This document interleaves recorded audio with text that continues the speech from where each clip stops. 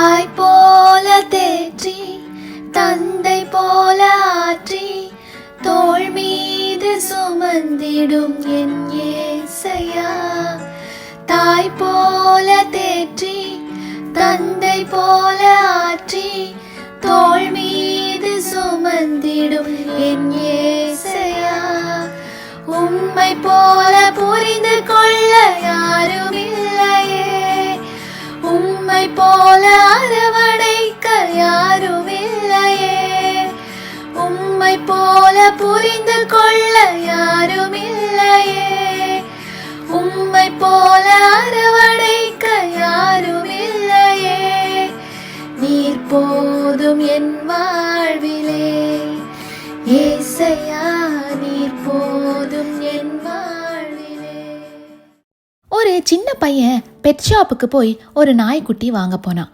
அங்க ஒரு நாய்க்குட்டி ஒரு கால் நொண்டி நொண்டி நடந்தது. அந்த நாய்க்குட்டிக்கு அந்த கால்ல ஒரு பிரச்சனை. அதனால அந்த நாய்க்குட்டியால ஒரு கால் பயன்படுத்த முடியாம இருந்துச்சு.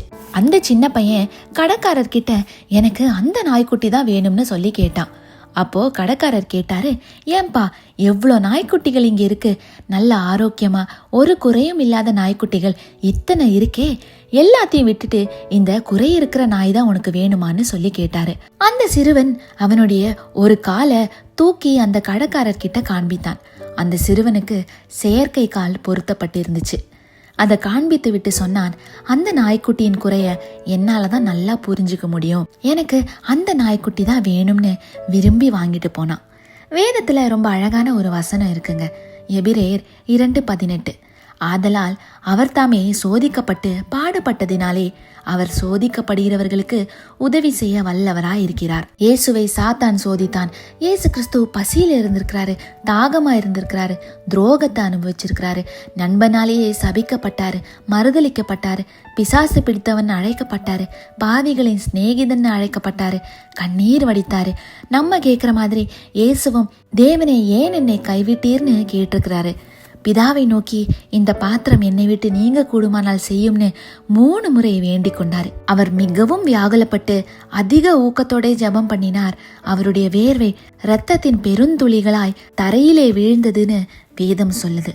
உடல் அளவுல அத்தனை வேதனைகளை சகித்தாரு. உச்சந்தலை முதல் உள்ளங்கால் வரை காயங்கள், இரத்த வெள்ளம் புரண்டோடியது. பார சிலுவையை சுமந்தாரு.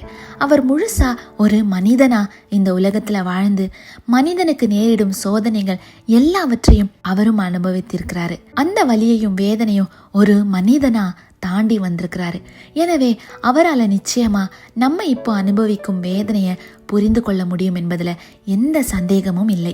அது உடல் ரீதியான வலியா இருக்கட்டும், மன ரீதியான வலியா இருக்கட்டும், எப்படிப்பட்ட சோதனை ஆனாலும் அதை நம் இயேசு கிறிஸ்துவால 100% புரிந்து கொள்ள முடியும்.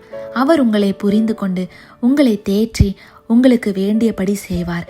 உங்கள் கண்ணீரை துடைப்பார். ஆமேன்.